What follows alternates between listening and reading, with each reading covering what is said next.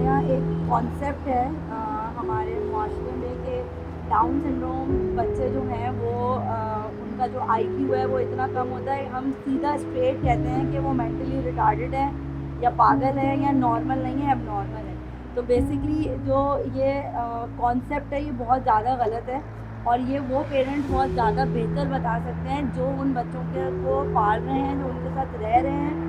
वो बहुत अच्छे तरीके से डिफ्रेंशिएट कर सकते हैं कि एक टिपिकल बच्चे से किस तरह से ये बच्चे डिफरेंट होते हैं। ये डिफरेंट होते हैं, एबनॉर्मल नहीं होते, मेंटली रिटार्डेड नहीं होते, दे कैन अंडरस्टैंड एवरीथिंग। और एबनॉर्मलिटीज़ की अगर बात कर रहे होते हैं या डेफिशिएंसीज़ की बात कर रहे होते हैं तो डाउन सिंड्रोम जो है वो सबसे लीस्ट इफेक्टेड है, जिसमें फिजिकली मेंटली कोई बहुत ज़्यादा डिफरेंस नहीं होता, बहुत ज़्यादा फ़र्क नहीं होता। सिर्फ वो हर काम थोड़ा सा डिले करते हैं, स्लो करते हैं।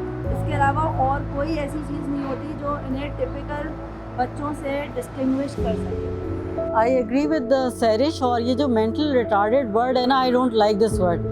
आई don't want anyone to use this word for any child, क्योंकि जब हम ये मेंटल रिटार्डेड कह देते हैं ना तो ये समझे हमने एक तरह का ब्लॉक कर दिया है कि अब ये बच्चा ना तो कुछ सीख सकता है ना कुछ कर सकता है। रिगार्डिंग वो डाउन सिंड्रोम है या नहीं है या कोई और डिसेबिलिटी है, तो आई थिंक कि हमें ये वर्ड यूज़ नहीं करना चाहिए, और specially with regards to Down syndrome, क्योंकि जो डाउन सिंड्रोम है it's a diagnosis because the children are born with an extra chromosome, जिसकी वजह से वो कुछ अपने जो माइलस्टोन्स होते हैं ज़िंदगी के वो डिले से अचीव करते हैं with little bit of delay.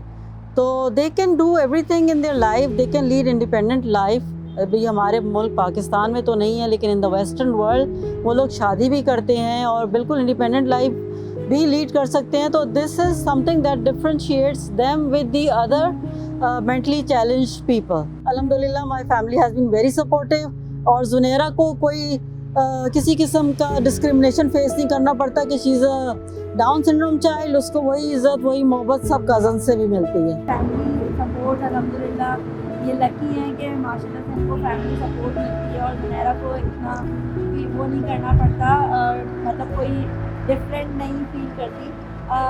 हर जगह जो है वो थोड़ी सी सिनेरियो, जैसे डॉक्टर्स में सबका अलग अलग रहा, तो इसी तरह से फैमिली सपोर्ट में भी हर सिनेरियो थोड़ा सा डिफरेंट होता है हर किसी के साथ। मेरे साथ थोड़ा सा डिफरेंट था, अलग अलग फैमिली, क्योंकि साइड सी बात है, एक पेरेंटल साइड की, एक इन लॉज है और एक मेरे अपने पेरेंटल साइड की फैमिली है। तो मुझे अपनी तरफ की फैमिली से तो बहुत ज़्यादा इस तरह की कोई चीज़ नहीं फील हुई।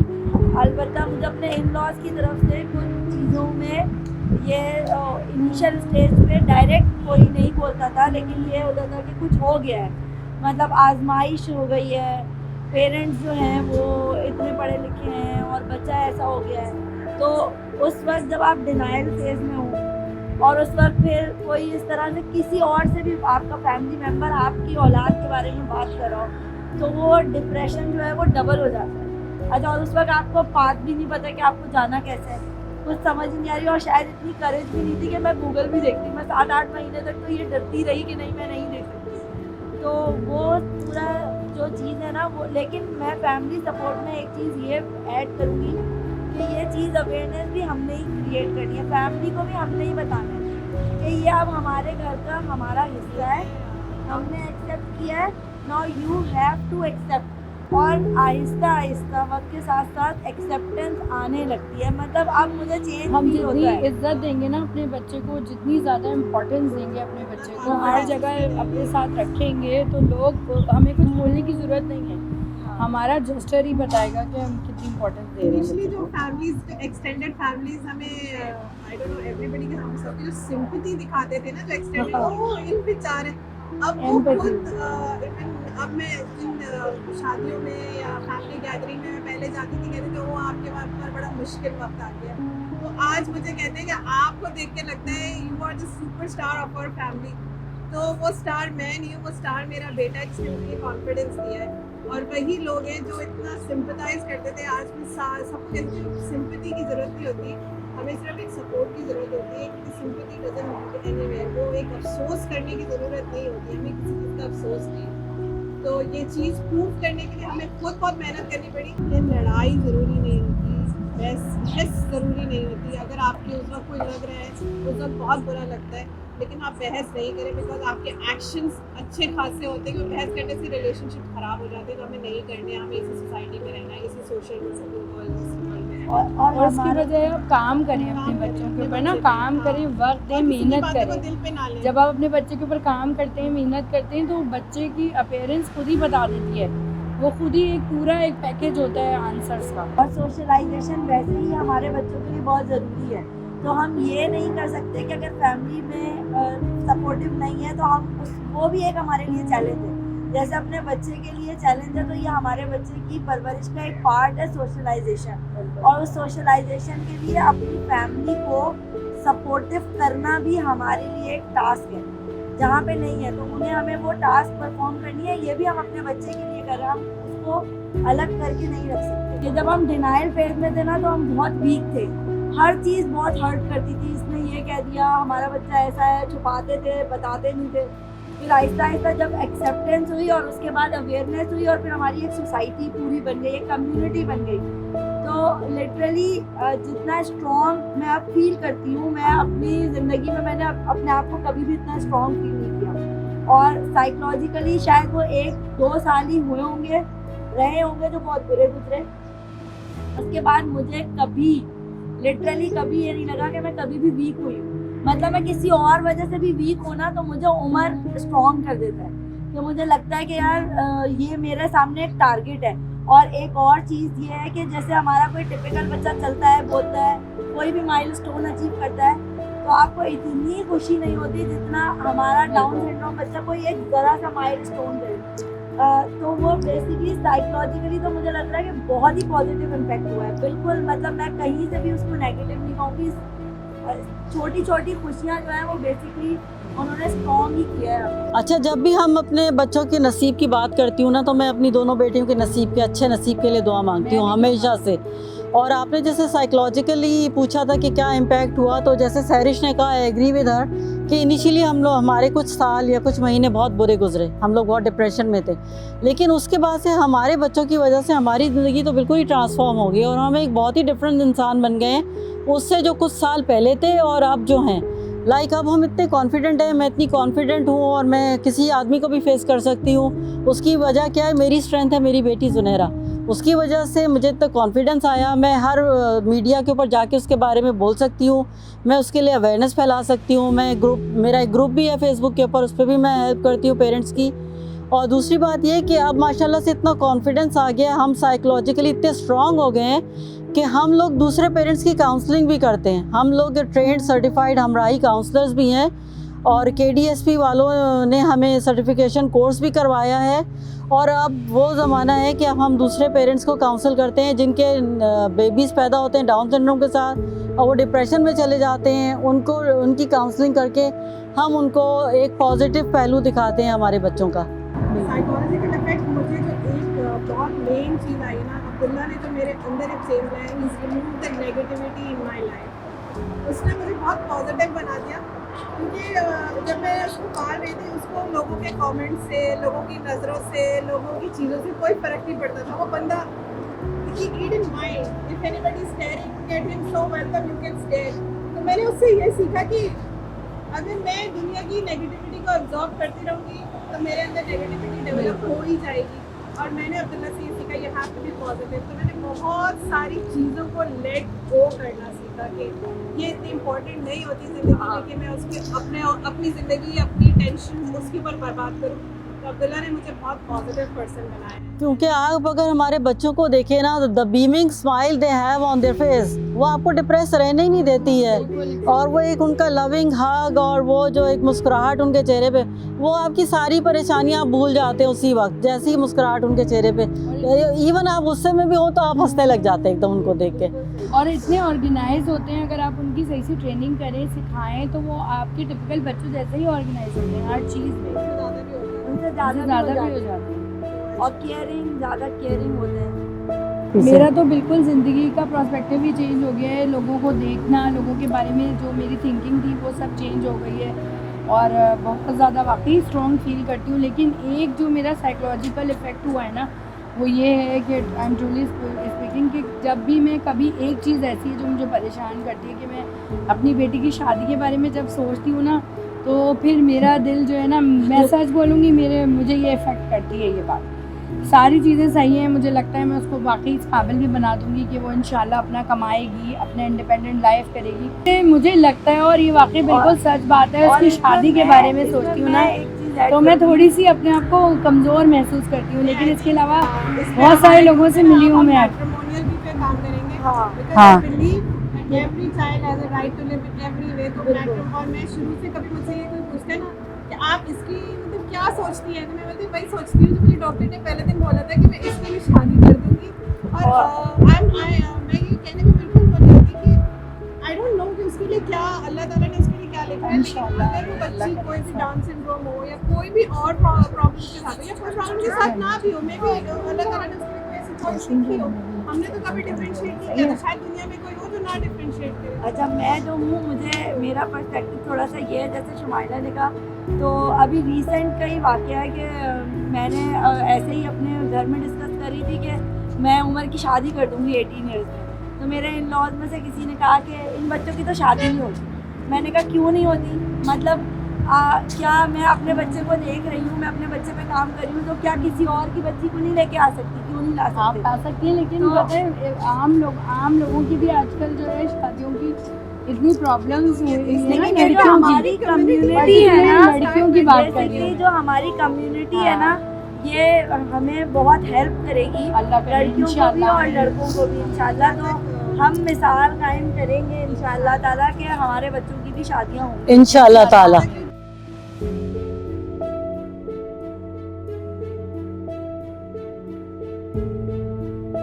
Actually, when I was expecting Zunaira, so I kept asking my gynecologist कि after every ultrasound I used to ask, is the child normal?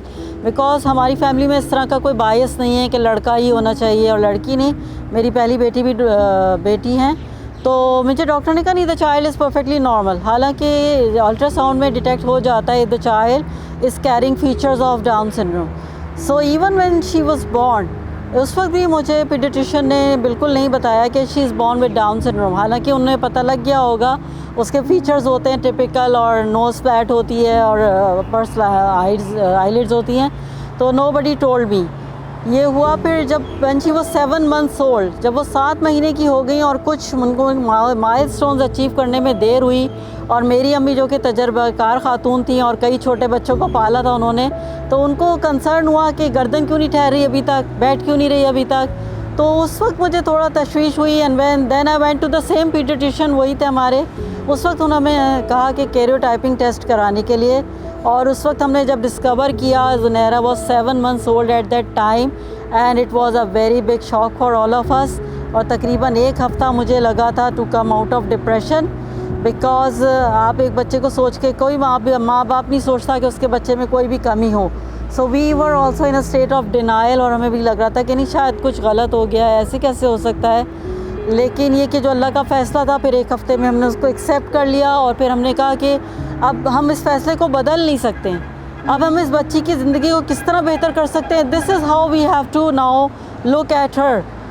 तो फिर इसी तरह हम उसको लेकर चले, और हमने उसको कभी हिंड्रेंस नहीं बनने दिया उसके डायग्नोसिस को, उसकी अचीवमेंट के हवाले से। अगर आगा खान, जैसे मेरा बेटा उमर मेरा फर्स्ट चाइल्ड था, और वो आगा खान में ही मेरा स्टार्ट से गायनेकोलॉजिस्ट वहीं थी, सब अल्ट्रासाउंड वो जहाँ से बोलते थे हम वहीं से अल्ट्रासाउंड करवाते थे।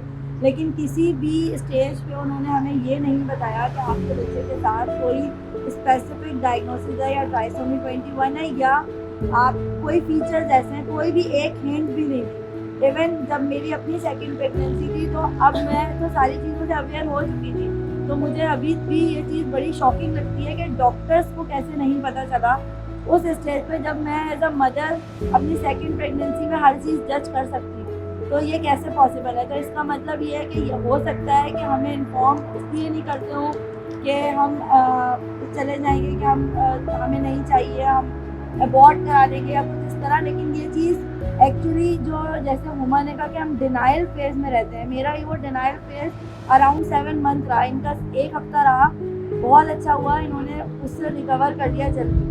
बट वो जो 7 months मेरे वेस्ट हुए, वो 7 months मैं अपने बेटे के को किस तरह से लेके चलना है, मैं उसके प्लान में लगा थी। मतलब वो मैं उस डिनाइल स्टेज से जो निकली और डिप्रेशन में गई, मैं उस सारे स्टेज पे नहीं जाती अगर मुझे पहले से ये चीज़ पता चल जाती। Denial was on its own, मतलब मैं उसको नहीं कह सकती कि वो खत्म हो गया था, हालांकि मैं उसकी थेरेपीज भी करा रही थी, उसके साथ जा भी रही थी, लेकिन every time when I used to return from the therapy मुझे लगता था बस ये अब सही हो जाएगा, अब इसके बाद नहीं होगा। तो वो एक काफ़ी अरसे तक ये फेस चलता रहा अपने आप को ये समझाने के लिए कि this is permanent and I have to work on it.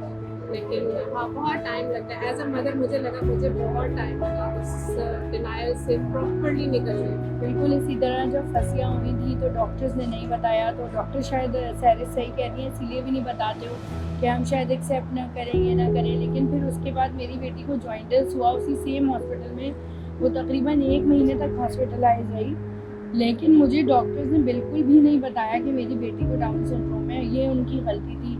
वो अगर मुझे बताते तो मैं उसी तरह से उसकी हिफाजत करती, उसकी प्रिकॉशंस करती या कुछ भी करती, कुछ सोचती उसके बारे में, लेकिन उन्होंने बिल्कुल नहीं बताया। जब मैं उसे घर लेके गई तो उसका वेट जो है कम होने लग गया था, बहुत ज़्यादा कम हो गया था। उसका बर्थ के टाइम पे 3 kg था और फिर 2 महीने के बाद उसका 2 kg से भी कम हो गया था, 1.5 किलो तकरीबन इतना हो गया था। तो मैं इसको अपने डॉक्टर को पास लेके गई, अपने फैमिली डॉक्टर को दिखाने।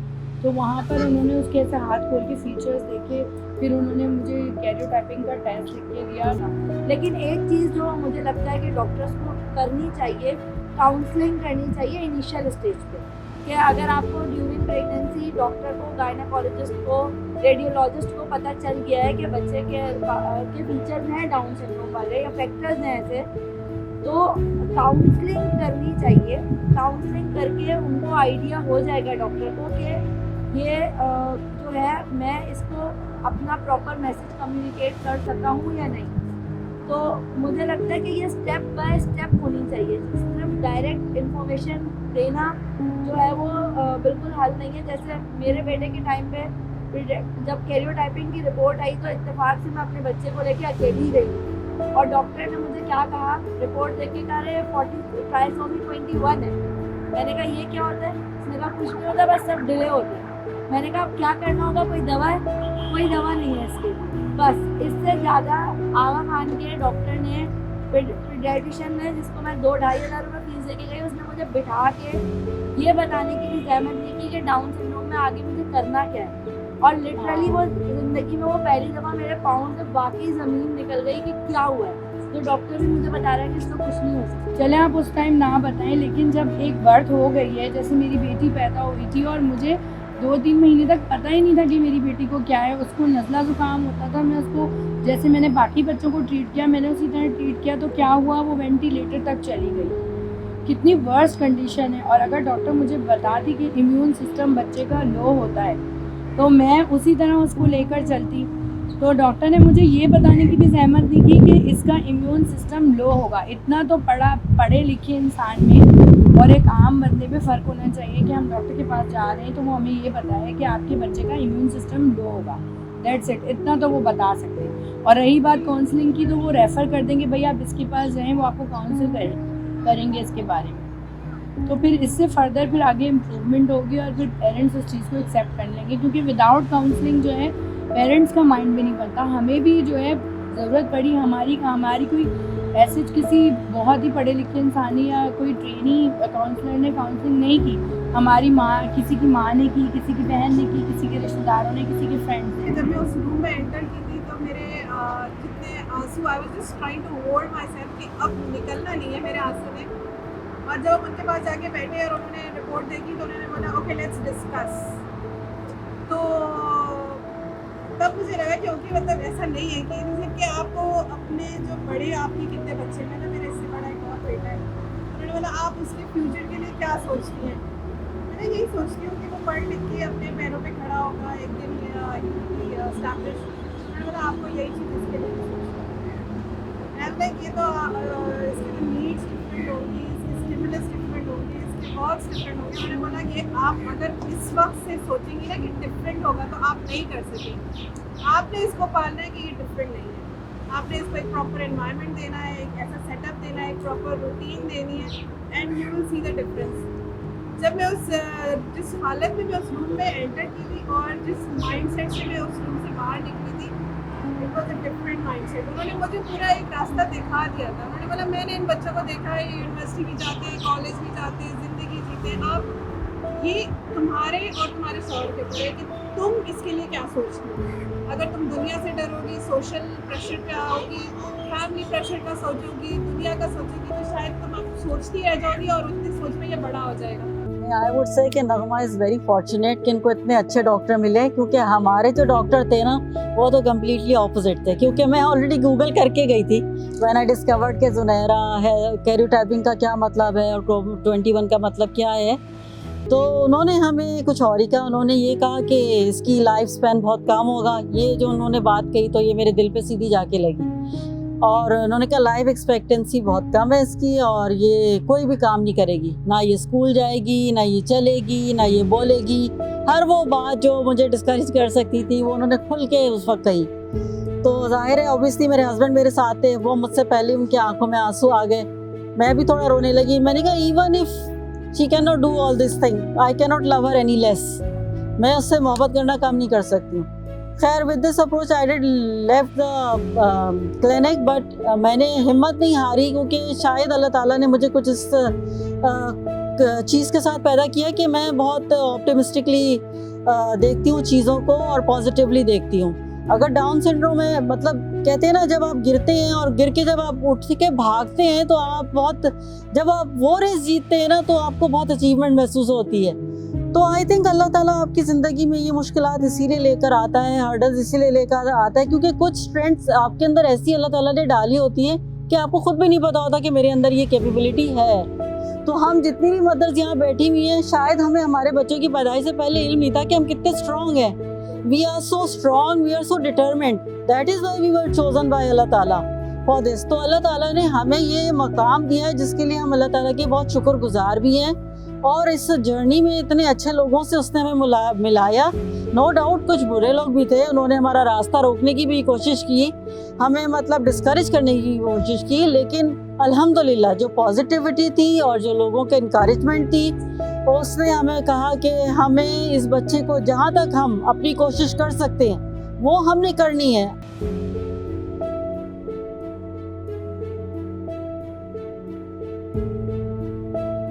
अच्छा, ये जो इंक्लूजन है ना, इसके लिए I have strived for many years to get my daughter in a main stream school, क्योंकि मैं इसकी एडवोकेट हूँ कि इंक्लूजन में जाना चाहिए। उसका रीज़न क्या है? उसका रीज़न ये है कि जिस पहले स्पेशल स्कूल में मैं ज़ुनैरा को एडमिशन के लिए लेके गई, जो उसकी डायरेक्ट्रेस थी, उन्होंने ये कह के ज़ुनैरा को लेने से मना कर दिया कि she belong in a main stream school, you take her to a main stream. तो मैंने इतने डिफरेंट स्कूल्स को अप्रोच किया who were calling themselves inclusive schools। तो किसी for one reason or the other सब ने ज़ुनैरा को एडमिशन रिफ्यूज़ कर दिया। तो फिर मजबूरन मुझे उस स्पेशल स्कूल में रिक्वेस्ट करना पड़ा कि प्लीज़ आप इसको एनरोल कर लीजिए, क्योंकि मैं चाहती थी कि वो तालीम स्टार्ट कर दें। उसके बाद मैं रुकी नहीं, हर साल मैं जाती थी उन स्कूल में। जब एडमिशन खुलते थे I would go all the time, मगर वो ये कह देते थे जी हम उन बच्चों को लेते हैं जिन पे हमें मेहनत कम करनी पड़े, और वन चाइल्ड पर क्लास उनका रूल था। तो बच्चों की एक लाइन लगी होती थी वहाँ पे। तो ऑब्वियसली हमारी बच्ची इतनी लकी नहीं थी कि उसको वहाँ पे एडमिशन मिलता।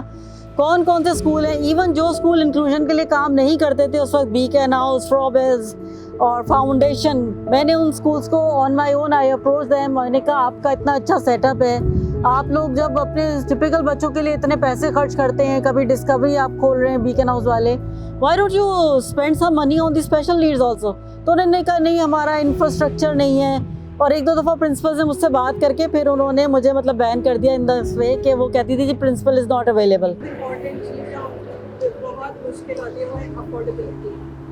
जो स्कूल इंक्लूजन के लिए रेडी है उनकी अफोर्डेबिलिटी नहीं है।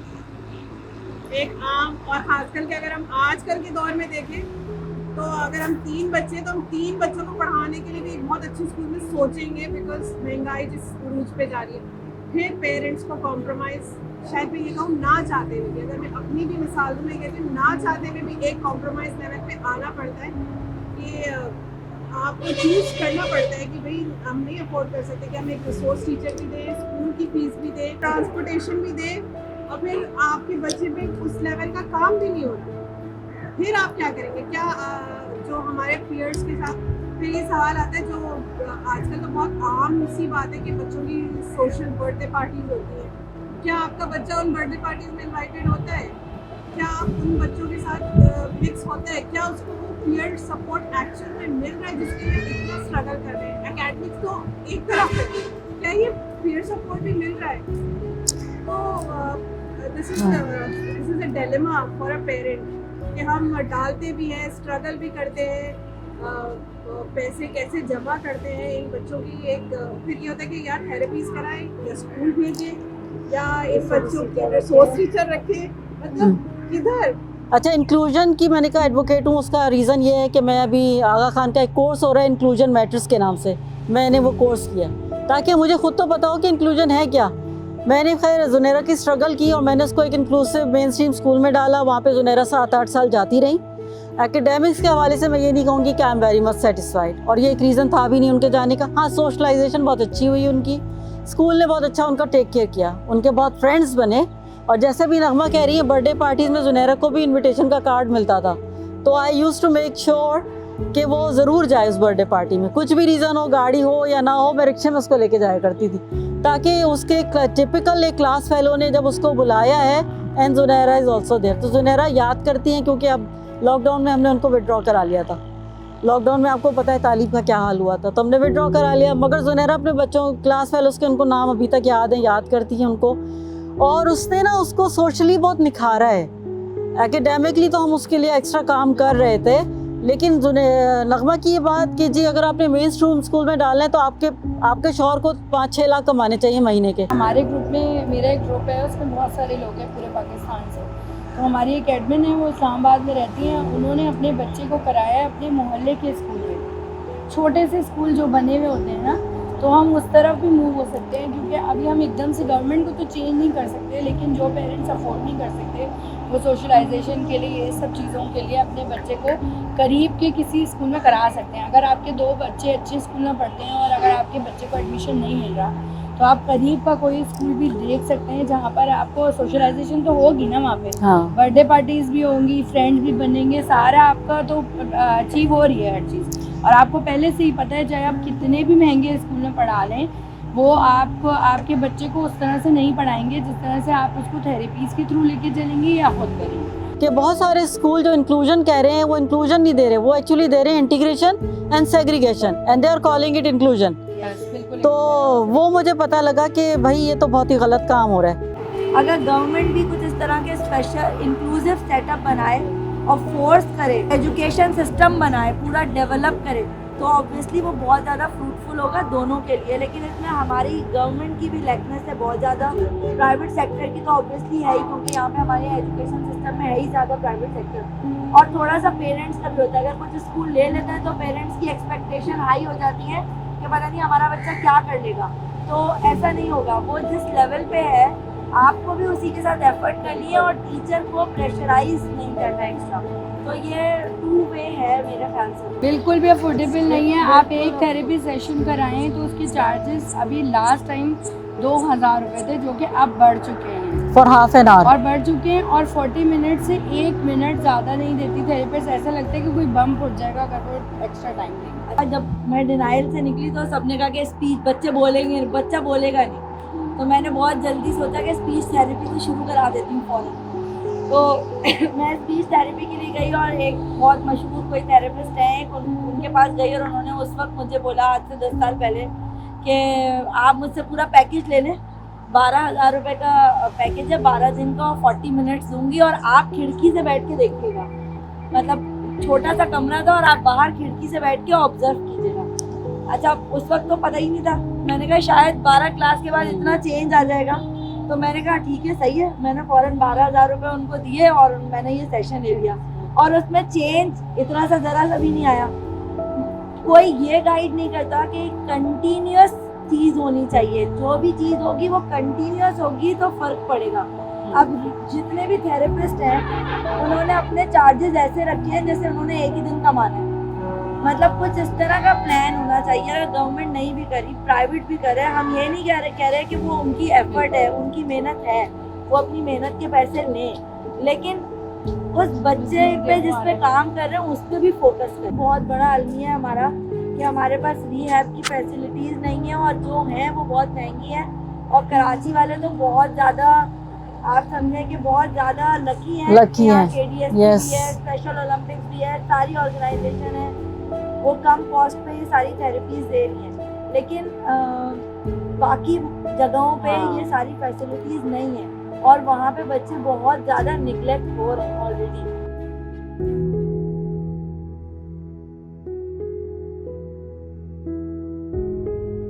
पाकिस्तान में तो जहाँ तक अभी आप पूरे सिनेरियो में हम लोग स्टार्ट से अपने बच्चों के साथ एफर्ट कर रहे हैं, एकेडमिक्स के लिए भी कर रहे हैं, सोशलाइजेशन के लिए भी कर रहे हैं। तो एक जो और बहुत सारी ऑर्गेनाइजेशंस भी ये काम कर रही हैं, KDS भी है, स्पेशल ओलंपिक्स है। लेकिन यहाँ पे जो जॉब से रिलेटेड जो है वो एज सच बहुत ज़्यादा कोई काम नहीं हो रहा। मदर्स अपने ओन पे ही जो बिज़नेस है, जैसे हुमा का बिज़नेस है, तो वो अपने ओन पे ही बच्चों को इंगेज करते हैं कि बच्चे बड़े होके इसी बिज़नेस को आगे लेकर चले। लेकिन गवर्नमेंट की तरफ से या वैसे प्राइवेट सेक्टर में भी कोई इस तरह की ऑर्गेनाइजेशन भी नहीं है जो कुछ इस तरह की ट्रेनिंग प्रोवाइड कर सके, ताकि हमारे बच्चे कहीं जाके जॉब प्लेस पे काम कर सके। जैसे कुछ इस तरह की ट्रेनिंग होनी चाहिए, वोकेशनल होनी चाहिए, या फिर क्योंकि हमारे पास टेक्सटाइल सेक्टर है बहुत बड़ा, अपैरल सेक्टर है बहुत बड़ा, तो वहाँ के लिए हम अपने बच्चों को तैयार करें। क्योंकि ये स्टेज अगर हमारे बच्चे 11 साल 12 साल 13 साल के हैं तो 18 ईयर्स तक लॉन्ग पीरियड है जहाँ पे हम एकेडमिक्स के साथ इस सब पे काम करें। और जब ट्रेन होगा बच्चा तो ऑर्गेनाइजेशन लेंगी।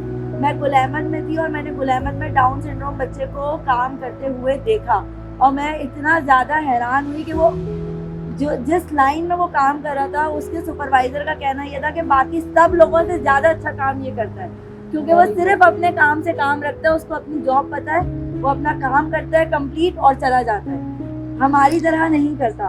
तो ये जो वीकनेस है ना, ये लैकनेस है जिससे शायद अभी बहुत सारा काम नहीं हो रहा, सिवाय नाउ PDP के। और नाउ PDP भी सिर्फ जो हियरिंग इम्पेयर्ड लोग हैं सिर्फ उनके लिए काम कर रहे हैं, और किसी के लिए काम नहीं। आई थिंक KDSP वाले जो है ना, they are working on this, और उन्होंने 2 बच्चों को एम्प्लॉयमेंट भी दिलवाई है, एंड दे मतलब उनको ट्रेनिंग भी होती है, and there is a particular day for them. वो किसी क्लिनिक वगैरह में जाते हैं, तो KDSP ने ये काम भी स्टार्ट किया हुआ है कि बच्चों के लिए जॉब प्लेसमेंट और जॉब के लिए तैयार करना किस तरह चाहिए वो भी कर रहे हैं। और KDSP में खुद भी एक टीचर हैं जो कि APEP में बच्चों को पढ़ाती हैं। She her self is also down syndrome, उनका नाम शायद ज़हरा है। और मेरी बेटी जब जिस स्पेशल स्कूल में जाती थी वहाँ उनकी जो आर्ट टीचर थी वो Madiya Hussain, she herself was Down syndrome. तो माशाल्लाह से ये कि अगर एनवायरनमेंट सेफ़ हो तो पेरेंट्स भी मतलब झिझकते नहीं हैं, क्योंकि हमारे बच्चे जो होते हैं ना वो बहुत इनोसेंट होते हैं। तो ऐसी एनवायरनमेंट में हम नहीं भेज सकते कि किसी फैक्ट्री में एकदम से भेज दें, कोरंगी में भेज दें, ऐसी जगह नहीं भेज सकते। ऐसी सेफ़ एनवायरनमेंट जहाँ पे हमें पता हमारा बच्चा सुबह से 5-6 घंटे के लिए जा रहा है, ही इज़ सेफ, तो वो ऐसी जगहों को बनाते बनाते हमें टाइम लगेगा। ये एग्जैक्टली जो है वो गलत परसेप्शन है, क्योंकि बहुत सारे ऐसे लोग हैं जो एकेडमिकली बहुत ज़्यादा सक्सेसफुल नहीं है, लेकिन they are earning much than the other people those are very good in academics. तो बिल्कुल अर्निंग इंडिपेंडेंसी इसका बिल्कुल ताल्लुक जो है वो आपके एकेडमिक्स और IQ से नहीं है। ये आपके ऊपर डिपेंड कर रहा है, पेरेंट्स पे डिपेंड कर रहा है, बच्चे की अपनी एबिलिटीज़ पर डिपेंड कर रहा है कि वो किस तरह से एक इंडिपेंडेंट लाइफ गुजार सकता है। और डाउन सिंड्रोम बहुत सारी ऐसी सक्सेसफुल स्टोरीज़ मौजूद हैं जो बच्चे जिनको इस तरह की अपॉर्चुनिटीज़ मिली और उन्होंने बहुत एक्सेल किया, इवन उन्होंने अपने करियर भी जो है चूज़ किए और उस पर एक्सेल कर रहे हैं।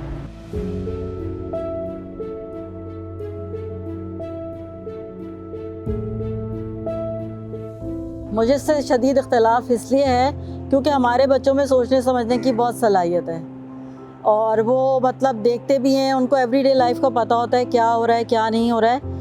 और हम लोग जो चीज़ देख रहे होते हैं ना, वो हमारे बच्चे भी हमारे साथ देख रहे होते हैं और वो एब्जॉर्व कर रहे होते हैं। उसका मैं आपको मिसाल ऐसे दे सकती हूँ कि एक लेट नाइट हॉरर शो आता है, वो हम कुछ दिनों से देख रहे हैं, मिनाज अली अस्करी का, यू माइट नो। तो वो हमें बहुत एडिक्शन हो गई, एक साथ से हम लोग देख रहे हैं। तो वो जुनैरा को भी बहुत ज़्यादा शौक़ हुआ। कल इत्तेफाक से मेरे हस्बैंड ने उस शो में कॉल कर ली, तो जो डीपी है वो ज़ुनैरा की लगी हुई है। तो मिनहाज ने वो हॉरर शो तो छोड़ दिया and he started talking about Zunaira, और उन्होंने कहा कि ये प्लेटफॉर्म है, आप हमें अवेयरनेस दें, बहुत सारे लोग हैं उनको नहीं पता इन बच्चों के साथ क्या करना चाहिए। एंड ज़ुनैरा वो सुपर हैप्पी, ज़ुनैरा की तो खुशी का कोई ठिकाना नहीं था। उनको भी सही से मिनहाज नहीं बोलना आता, लेकिन वो बोल रही थी क्योंकि मिनहाज अंकल उनसे भी बात कर रहे थे। तो that was really very encouraging कि आप एक ऐसे शो में जाएं और वहाँ पे लोग आपके बच्चे को इनकरेज करें, और मोर ओवर आपके बच्चे को पता है कि वो जो शो कर रहे हैं वो हॉरर का है, क्योंकि ज़ुनैरा कहती है वो हू वाला शो है mamma, who show, who means horror for her. तो आप कि जैसे आपने कहा ना वोटिंग के लिए, तो ज़ुनैरा को पता है कि कौन सी पार्टी को पेरेंट्स सपोर्ट कर रहे हैं और कौन सी, अभी वैसे बहुत छोटी हैं लेकिन by the time she grows up to be an adult, 18 years की हो तो ज़रूर उनको राइट मिलना चाहिए उनको। दे हैव द चॉइस, उनको पता होता है कि हमारा हीरो कौन है। अब ये पॉलिटिकल अवेयरनेस देना तो पेरेंट्स का काम है या जो सोसाइटी का एक, लेकिन आजकल जो हालात है ना, एवरीबडी इज़ पॉलिटिकल अवेयर, इस साइड से लेकर के इस हर उम्र तक। So even our children are politic, हमारे घर में भी टीवी चल रहा है, हमारे घर में भी वही न्यूज़ चल रही है, वो देख रहे हैं, वो समझ रहे हैं। अब वो हमारे भले को जवाब दे ना दे, वो हमारे पॉलिटिकल व्यूज़ भी सुन रहे हैं। So they know they have chosen their heroes. जिसको भी वो choose करें, they have chosen their heroes. उनको ये right, I think everybody has a right to choose their hero. अगर उनको लग रहा है कि कोई है जो उनके लिए betterment काम कर सकता है, why not? उनको ये right होना चाहिए। But still, मतलब यही हमने कहा कि हमारी struggle जो है ना वो अभी चल रही है, और I don't know कि किस एज में ये खत्म होगी, लेकिन ये I think it's a never ending struggle till the last breath we take, this struggle will continue.